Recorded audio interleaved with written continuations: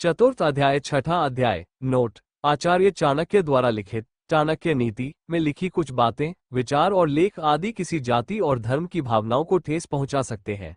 चाणक्य नीति ने महिलाओं और निम्न हिंदू वर्ग के लोगों की भावनाओं को अपमानित किया है। यह एक प्राचीन ग्रंथ है जिसमें आचार्य विष्णुगुप्त, कौटिल्य, चाणक्य के व्यक्तिगत अनुभव और विचारधारा का उल्लेख है। हम पुरुषों और महिलाओं के बीच समानता में विश्वास करते हैं और इस नीति के खिलाफ जाति व्यवस्था के विरोधी भी हैं। हमने ऐसा सिर्फ इसलिए किया है ताकि आचार्य चाणक्य द्वारा लिखित चाणक्य नीति को आपके समक्ष अक्षरशः प्रस्तुत किया जा सके। हमारा उद्देश्य आप तक चाणक्य नीति पहुंचाना था, न कि आपकी भावनाओं को ठेस पहुंचाना।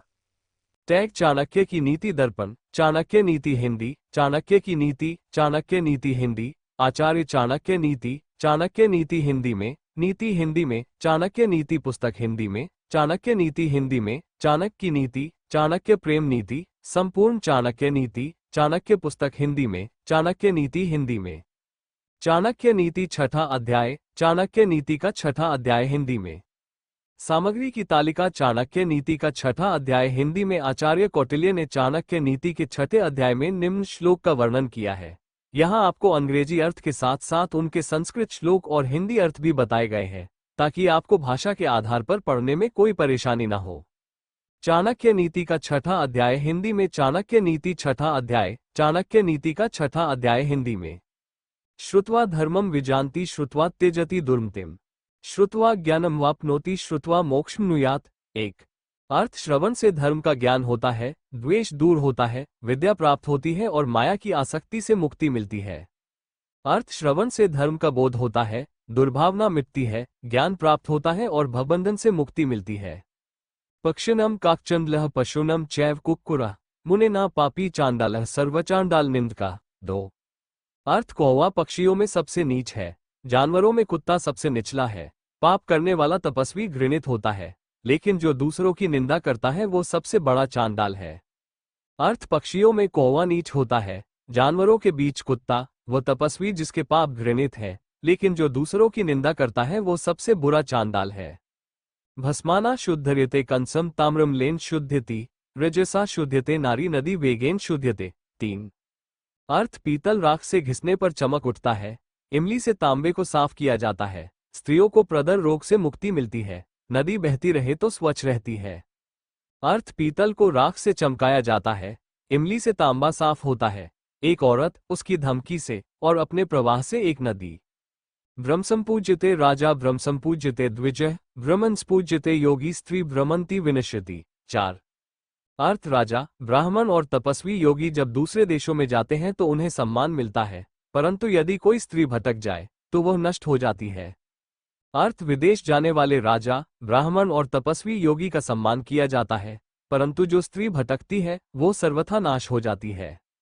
यस्यार्थस्य मित्राणि यस्यार्थस्य बंधवः यस्याथा स पुमानलोके यस्यार्थः सच पंडितः। पांच अर्थ: धनवान व्यक्ति के बहुत से मित्र होते हैं, उनके कई रिश्तेदार भी हैं। धनवान को ही मनुष्य कहा जाता है और धनवान को ही पंडित कहकर सम्मानित किया जाता है। अर्थ: जिसके पास धन है उसके मित्र हैं, जो धनवान है उसके रिश्तेदार हैं। धनवान को ही मनुष्य कहा जाता है और धनवान को ही पंडित माना जाता है। उदाहरण के अनुसार बुद्धिजीवी व्यापार करने जाते हैं। सहयस्तादृशा एवं युदर्शी भविष्य। छह अर्थ: बुद्धि ईश्वर की इच्छा के अनुसार ही कार्य करती है, वही कर्मों को नियंत्रित करता है, उसकी चाहत से मददगार आते रहते हैं। अर्थ: जैसी इच्छा होती है वैसी ही बुद्धि काम करती है, किसी की गतिविधियां भी प्रोविडेंस द्वारा नियंत्रित होती है और ईश्वर की इच्छा से व्यक्ति सहायकों से घिरा रहता है।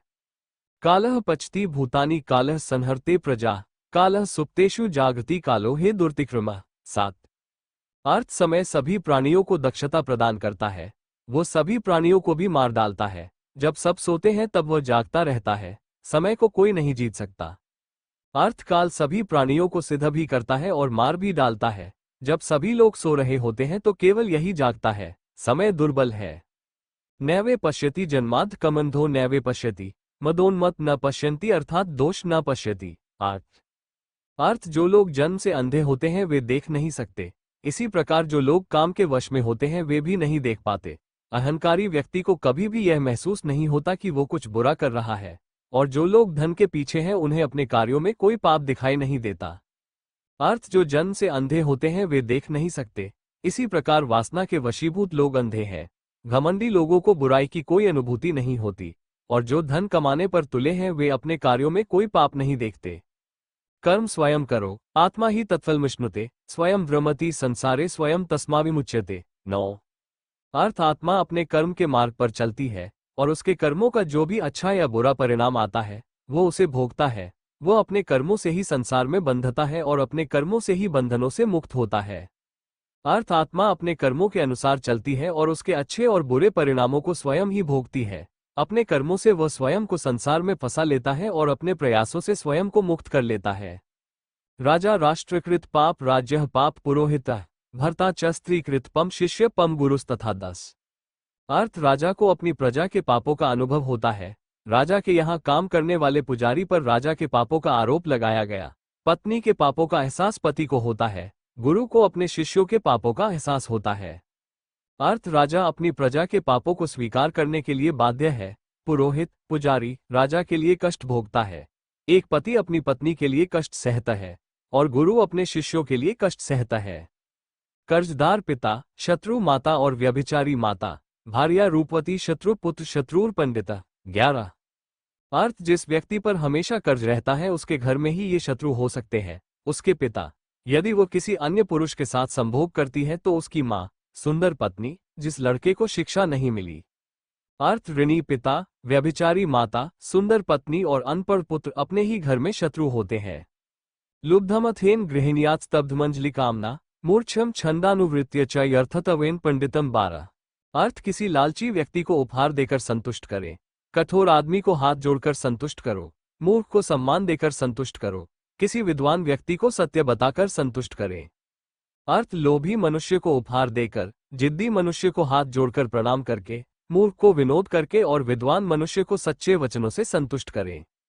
न राज्य न कुर्ज राज्य बल्कि न मित्र न कुमित्र मित्रम, बल्कि न चेले न दारा न कुडरदारा। 13। अर्थ किसी व्यक्ति के लिए किसी निकम्मे राज्य का राजा बनने से अच्छा है कि वह किसी भी राज्य का राजा न बने। किसी पापी का मित्र न होने से उसका मित्र बनना उत्तम है। बिना किसी शिष्य के रहने से मूर्ख का गुरु बनना बेहतर है। बुरी पत्नी रखने से तो पत्नी न होना ही अच्छा है। अर्थ क्षुद्र राज्य पर शासन करने की अपेक्षा राज्य रहित रहना ही अच्छा है। किसी दुष्ट से मित्रता करने की अपेक्षा बिना मित्र के रहना अच्छा है। किसी मूर्ख शिष्य के बिना रहना बेहतर है और बुरी पत्नी के होने से बिना पत्नी के रहना अच्छा है। कुराज राज्येन कुतः प्रजा सुखम कुमित्र मित्रेन कुतोभिनिर्वृते कुडरदारश्च कुतो गृहे रतेः कुशिष्य मध्यप्यतः कुतो यश। अर्थ अकर्मण्य अवस्था में लोग कैसे सुखी रह सकते हैं? पापी को शांति कैसे मिल सकती है? जिस घर में बुरी पत्नी हो वहां क्या सुख मिल सकता है? किसी निकम्मे शिष्य को शिक्षा देकर कोई प्रसिद्धि कैसे पा सकता है? अर्थ छोटे से राज्य में प्रजा को कैसे सुखी किया जा सकता है? एक दुष्ट मित्र से हम किस शांति की आशा कर सकते हैं? बुरी पत्नी की संगति में हमें घर में क्या सुख मिल सकता है? अयोग्य शिष्य को शिक्षा देकर प्रसिद्धि कैसे प्राप्त की जा सकती है? सिंहादेका वकादेका शिक्षेत छतवारी को कुटत वयासतपंच शिक्षेत छष्ट शुनास्त्रिनिगतभत। 15। अर्थ शेर से एक बात सीखो, एक बगुले से, मुर्गे से 4, कौवे से 5, कुत्ते से छक्का और गधे से 3। अर्थ शेर से एक बात सीखो, एक क्रेन से 4, एक मुर्गा, एक कौवे से 5, एक कुत्ते से 6 और एक गधे से 3। प्रभुतारम कार्यमपि वा तन्नारः कर्तुमिच्छति सर्वामहेन तत्कार्यम सिंहादेका प्रचक्षते। 16। अर्थ इस शेर से यह अच्छी बात सीख ले कि जो भी करना है एक मन से और पूरी मेहनत से करें। अर्थ एक शेर से जो एक उत्कृष्ट बात सीखी जा सकती है वह ये है कि मनुष्य जो कुछ भी करना चाहता है उसे पूरे दिल से और कड़ी मेहनत से करना चाहिए। इंद्रियाणि च संयम्य वकाउत पंडितो नरः देशकाल बल ज्ञात्वा सर्वकार्याणि साधयेत। 17। अर्थ बुद्धिमान व्यक्ति को बगुले की तरह अपनी इंद्रियों पर नियंत्रण रखना चाहिए और स्थान, समय और क्षमता का पूरा ध्यान रखते हुए अपने लक्ष्य को पूरा करना चाहिए। अर्थ बुद्धिमान व्यक्ति को बगुले की तरह अपनी इंद्रियों पर नियंत्रण रखना चाहिए और अपने स्थान, समय और क्षमता का भलीभांति ज्ञान करके अपने उद्देश्य को पूरा करना चाहिए। प्रत्युत्थांच युधांच संविभागांच बंधुषु स्वयं क्रम्याभुक्तंशिष्य चत्वारि को कुतात। 18। अर्थ मुर्गे से सीखो ये 4 बातें। 1. सही समय पर उठें। 2. निडर बनो और लड़ो। 3. रिश्तेदारों के बीच संपत्ति का उचित वितरण करें। 4. अपने कष्ट से अपना रोजगार प्राप्त करें। अर्थ उचित समय पर जागना, साहसिक रुख अपनाना और लड़ना, संबंधों के बीच संपत्ति का उचित विभाजन करना और व्यक्तिगत परिश्रम से अपनी रोटी कमाना मुर्गे से सीखने योग्य 4 उत्कृष्ट बातें हैं। गूढ़मुथुंचरित्वम काले काले च संग्रामम अप्रमथम विश्वस पंच शिक्षे 6 वयसत 19। अर्थ कौए से ये 5 बातें सीखें। 1. अपनी पत्नी के साथ एकांत में रोमांटिक समय बिताएं। 2. निर्भयता। 3. उपयोगी वस्तुओं का संचय करें। 4. हर जगह देखो। 5. दूसरों पर आसानी से भरोसा न करें। अर्थ एकांत में अपनी पत्नी के साथ मिलन, साहस, उपयोगी वस्तुओं का भंडारण करना, चौकसता और आसानी से दूसरों पर भरोसा नहीं करना। कौए से सीखने वाली हैं ये 5 बातें। भावाशी स्वल्प संतुष्टः सन्निद्रो लघु चेतना स्वामी भक्तश्च शूरश्च शैदतो स्वांतो गुणाः 20। अर्थ ये बातें कुत्ते से सीखो। 1. अगर आपको बहुत ज्यादा भूख लगी है लेकिन खाने को कुछ नहीं मिलता या कम भी मिलता है तो संतुष्ट हो जाइए। 2. अगर आप गहरी नींद में हैं तो भी आपको एक पल में जाग जाना चाहिए। 3. अपने स्वामी के प्रति निसंकोच ईमानदार रहें। 4. निर्भयता। अर्थ बहुत अधिक भूख लगने पर भी कम या कुछ भी न खाने से संतुष्ट रहना, भले ही कोई गहरी नींद में हो, तुरंत जाग जाना, गुरु के प्रति अटूट भक्ति और बहादुरी, ये 6 गुण कुत्ते से सीखना चाहिए। सुश्रांत पी वहेद भर शीतोषाना न च पश्यति, संतुष्ट सदैव संतुष्ट रहते हैं। 21। अर्थ ये 3 बातें गधे से सीखी। 1. अपना बोझ उठाना बंद न करें। 2. सर्दी गर्मी की चिंता न करें। 3. सदैव संतुष्ट रहना। अर्थ गधा थक जाने पर भी अपना बोझ ढोता रहता है, उसे सर्दी और गर्मी की कोई परवाह नहीं है और वो सदैव संतुष्ट रहता है। ये 3 बातें गधे से सीखनी चाहिए। एतम विंशति गुणाचारिष्यति मानवः कार्यवस्थसु सर्वसु अजेयः स भविष्यति 222। अर्थ जो व्यक्ति इन 20 गुणों का पालन करेगा वो जो भी कार्य करेगा उसमें सफल होगा। अर्थ जो इन 20 गुणों का अभ्यास करेगा वो अपने सभी उपक्रमों में अजेय हो जाएगा। 5वां अध्याय। 7वां अध्याय। नोट: आचार्य चाणक्य द्वारा लिखित चाणक्य नीति में लिखी कुछ बातें, विचार और लेख आदि किसी जाति और धर्म की भावनाओं को ठेस पहुंचा सकते हैं। चाणक्य नीति ने महिलाओं और निम्न हिंदू वर्ग के लोगों की भावनाओं को अपमानित किया है। यह एक प्राचीन ग्रंथ है जिसमें आचार्य विष्णुगुप्त, कौटिल्य, चाणक्य के व्यक्तिगत अनुभव और विचारधारा का उल्लेख है। हम पुरुषों और महिलाओं के बीच समानता में विश्वास करते हैं और इस नीति के खिलाफ जाति व्यवस्था के विरोधी भी है। हमने ऐसा सिर्फ इसलिए किया है ताकि आचार्य चाणक्य द्वारा लिखित चाणक्य नीति को आपके समक्ष अक्षरशः प्रस्तुत किया जा सके। हमारा उद्देश्य आप तक चाणक्य नीति पहुंचाना था, न कि आपकी भावनाओं को ठेस पहुंचाना। टैग चाणक्य की नीति दर्पण। चाणक्य नीति हिंदी। चाणक्य की नीति। चाणक्य नीति हिंदी। आचार्य चाणक्य नीति। चाणक्य नीति हिंदी में। नीति हिंदी में। चाणक्य नीति पुस्तक हिंदी में। चाणक्य नीति हिंदी में। चाणक्य की नीति। चाणक्य प्रेम नीति। संपूर्ण चाणक्य नीति। चाणक्य पुस्तक हिंदी में। चाणक्य नीति हिंदी में।